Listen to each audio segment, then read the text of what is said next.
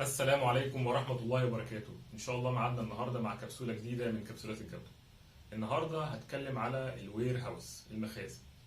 أول حاجة في الوير هاوس الناس اللي شغالة فيه هو اسمه أمين المخزن، يعني هو أمين على الحاجة اللي موجودة جوه المخزن. طب الحاجة اللي موجودة جوه المخزن دي بقى إزاي بتتركب، إزاي بتتحط؟ لو أنا عايز أخش المخزن، أول حاجة خالص أنا عايز أعرف أماكن الحاجة من غير ما أضطر أسأل حد. فيفضل ان انا يكون عندي حاجه اسمها لاي اوت، زي خريطه كده، بلان موجود لاماكن الوير هاوس، موجود في اماكن المكاتب، موجود في اماكن الماتيريال مثلا اللي محطوطه جوه كونتينرات، الاماكن الماتيريال السبيشال اللي انا بحتاج ان انا احطها في ظروف خاصه، وهنعرف ايه دي كمان شويه صغيرين قوي. الاماكن اللي بتكون فيها اوبن خالص، ان انا يا دوبك بس حاططها في الطل كده في الهواء. الحاجات اللي ما ينفعش ان انا ادخلها جوه المخزن عشان صعب ان هي تتنقل معايا عن طريق المعدات وهكذا. الاماكن بتاعه استلام المواد اللي موجوده، ريسيفنج اريا، ساعات بيسموها الكارانتين اريا لو هتحجزها، منتظر حاجه وهنعرف ايه دلوقتي حالا. في اماكن تانية ليها علاقه بالجاربج اللي هي المهملات، تمام، اللي هي الحاجات اللي مش هتستخدم وهتترمي في الزباله يعني. في حاجات تانية ليها علاقه بالسكراب، دي الحاجات اللي هي هتتباع كخرده يعني زي ما بيقولوا. في حاجات كتير قوي، في اماكن كتير جوه الوير هاوس بنبتدي ان احنا نحافظ عليها ونحطها جوه اللاي اوت.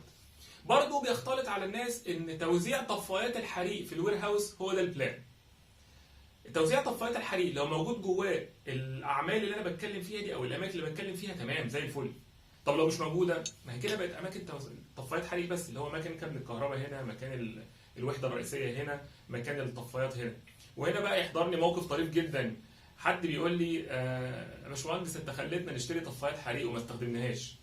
انت مستوعب انت بتقول ايه؟ انت ما استخدمتش طفايات الحريق، الحمد لله. يعني انت لو ما استخدمتش طفايات الحريق يبقى تمام يعني، لكن لو استخدمت طفايات الحريق يبقى انت عندك حريقه. فبالتالي يعني الحمد لله، يعني مش لازم كل حاجه نجيبها نستخدمها، دي حاجات وقائيه موجوده عشان لا قدر الله حصل مشكله. طيب التقسيمه دي بيتم على ايه؟ انا بستلم المواد، فاستلام المواد ده بيتم باكتر من طريقه، معده او عربيه جايه تسلمني مواد. المواد دي كبيره ولا صغيره؟ لو كبيره مش هقدر استخدمها على طول، ساعات بتنزل على الموقع وبعمل لها استلامات معينه. ساعات تانية ببقى مستني نتائج فحص اختبارات ليها عشان اقدر استلمها ككواليتي بقى.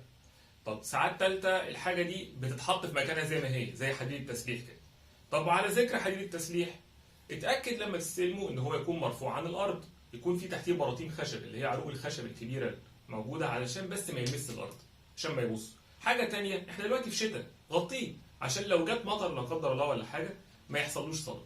نفس القصة للاسمنت، بيكون ليه ترتيبات معينة علشان يتحط، وبيتحط في حاجه اسمها شيدد اريا، يعني اريا او منطقه مظلات مغطاه، عشان برضو ما يحصلوش الكلام ده.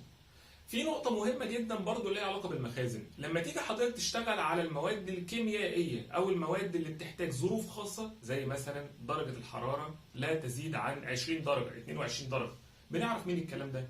مع كل مادة خطر بتيجي، أو عامة مع المواد اللي بتيجي اللي ليها علاقة بالحاجات الكيميائية، بيجي حاجة اسمها الام اس دي اس، الماتيريال سيفتي داتا شيت. دي حاجة بتقول لك ايه هي مكوناتها، ايه هي الخواص بتاعتها، ايه هي طريقه الحفظ، ايه هي طريقه الاستخدام، ولا قدر الله ايه هي الطريقه اللي تقدر تتجنب بيها وقوع الحوادث. مثلا جت على ايدك تعمل ايه؟ زي كده بالظبط، يقول لك لو جه على ايدك زيت مش عارف عرضه ميه جاريه فتره ما تبقاش ساقعه عشان ما يحصلوش قرصه حراره او بروده من اللي بيحصل معاك، وروح توجه لاقرب مكان للمستشفى وهكذا. لو جت في عينك تغسل عينك بميه لمده 10 دقائق وبعدين تروح تحط كذا وتعمل كذا وتروح للدكتور. بيقول لك تعمل ايه عشان بس ايه، نحاول نتجاوز المحنه اللي احنا فيها. في نقطه ثانيه بالنسبه للماتيريال نفسها. لو انا جيت قلت انا عندي في الموقع اسمنت، الاسمنت ده خلص خلاص. لو انا كموقع قلت الاسمنت عندي خلص، ده معناه ان انا عندي مثلا 300 400 شكاره باقيه. ايه ده؟ مش المفروض يبقى زيرو؟ لو انت هتستنى لحد اما الموقع يخلص اسمنت خالص وبعدين ترجع تطلب، لا، في كريتيكال ليميت، هو ده الحد الكريتيكال اللي ما ينفعش تستنى تتجاوزه وبعدين تبقى تفكر تطلب. انت اول لما تقرب له على طول تطلب علشان يجي لك تاني، لان انت موقع هتقف. تمام، فدي مهمه جدا. في حاجه تانية اسمها السلو موشن ايتم، من اسمها كده، ببطء، بتتسحب ببطء. يعني ايه بتتسحب ببطء؟ كل فتره حد يطلبها. فدي معناها ايه؟ ما تجيبش كميات كبيره قوي، هات على قدك. الا بقى لو في فرق في الاسعار وحاجات تانية، دي موضوع كبير بعيد عننا خالص، احنا بنتكلم في حته معينه. السلو موشن ايتم لازم تكون محدده. في حاجات اللي بتكون شغاله على طول، زي مثلا مشروع كبير جدا طالب اسلاك كهرباء 2 و4 و6 و8 والى اخره ملي طبعا. ايه اللي بيحصل ساعتها؟ دي ما ينفعش تخلص، دي مش سلو موشن، دي على طول بتتسحب عليه، فبالتالي دايما موجوده بنستخدمها على طول. في حاجات كتير قوي ممكن نتكلم عنها ليها علاقه بالمخازن.